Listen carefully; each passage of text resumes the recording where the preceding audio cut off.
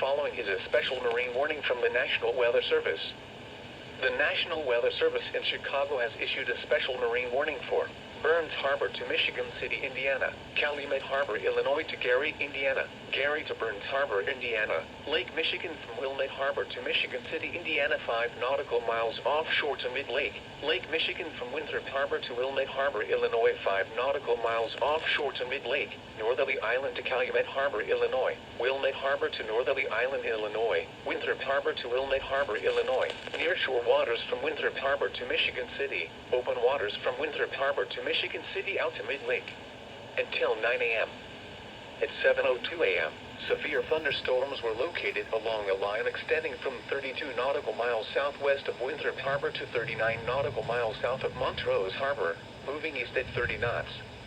Hazard, wind gusts to nearly 50 knots and large hail. Source, radar indicated. Impact, small craft could be damaged and briefly higher winds and suddenly higher waves. Large hail could result in structural damage. Locations impacted include Winthrop Harbor.